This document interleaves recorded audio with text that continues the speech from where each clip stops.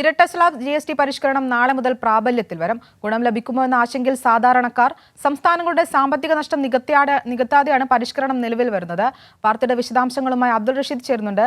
അബ്ദുൾ റഷീദ്, ഇരട്ട slab GST പരിഷ്കരണം നാളെ മുതൽ പ്രാബല്യത്തിൽ വരികയാണ്. ഗുണം ലഭിക്കുമോ എന്ന ആശങ്കയിലാണ് സാധാരണക്കാർ. എന്തൊക്കെയാണ് വാർത്തയുടെ വിശദാംശങ്ങൾ?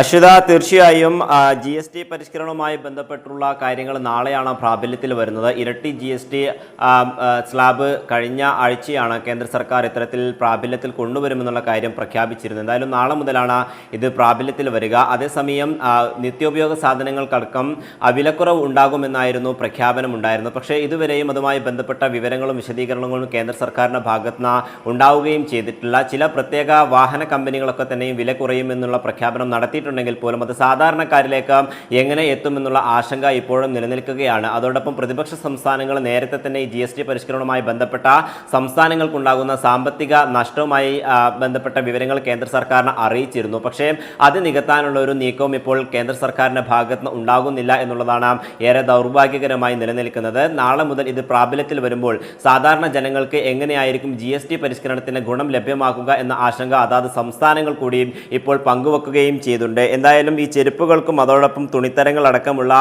വസ്തുക്കൾക്ക് വില കുറയുമെന്നുള്ളതാണ് ഈ GST പരിഷ്കരണത്തിലൂടെ കേന്ദ്ര സർക്കാർ മുന്നോട്ട് വെക്കുന്നത്. അതോടൊപ്പം മറ്റു ചില ചെറുവാഹനങ്ങൾ, ഇലക്ട്രോണിക് ഉപകരണങ്ങൾ, അർബുദത്തിന് ഉപയോഗിക്കുന്ന അല്ലെങ്കിൽ ക്യാൻസർ അടക്കമുള്ള മരുന്നുകളുടെ വില പൂർണ്ണമായും ഒഴിവാക്കും, അല്ലെങ്കിൽ GST ഒഴിവാക്കും എന്നുള്ള കാര്യമാണ് കേന്ദ്ര സർക്കാർ അറിയിച്ചിരിക്കുന്നത്. പക്ഷേ ഇതുമായി ബന്ധപ്പെട്ട വിവരങ്ങളൊന്നും തന്നെ ഇതുവരെയും ഏതെങ്കിലും കമ്പനികൾ പുറത്തുവിടുകയും ചെയ്തിട്ടില്ല. സാധാരണക്കാരായിട്ടുള്ള ആളുകളും അത്തരത്തിലുള്ള പ്രതീക്ഷയിൽ തന്നെയാണ് നിലനിൽക്കുകയും ചെയ്യുന്നത്. എന്തായാലും സംസ്ഥാനങ്ങളുടെ ആശങ്കകൾ പങ്കുവെക്കുന്നതിൽ നേരത്തെ തന്നെ എല്ലാ ധനമന്ത്രിമാരും ദില്ലിയിൽ യോഗം ചേരുകയും അത് നിർമ്മല സീതാരാമനുമായി പങ്കുവെക്കുകയും ചെയ്തിരുന്നു. പക്ഷേ കേന്ദ്രത്തിന് സർക്കാരിനുണ്ടാകുന്ന, അതായത് സംസ്ഥാന സർക്കാരുകൾക്കുണ്ടാകുന്ന നഷ്ടം നികത്താൻ ഇതുവരെയും കേന്ദ്ര സർക്കാർ പ്രത്യേക പാക്കേജുകൾ തയ്യാറാക്കിയിട്ടില്ല. അതോടൊപ്പം ഈ GST പരിഷ്കരണത്തിലൂടെ രാജ്യത്ത് എത്രത്തോളം സാമ്പത്തിക നഷ്ടം ഉണ്ടാകും എന്നുള്ള ഒരു പൂർണ്ണമായിട്ടുള്ള കണക്കും ധനമന്ത്രാലയം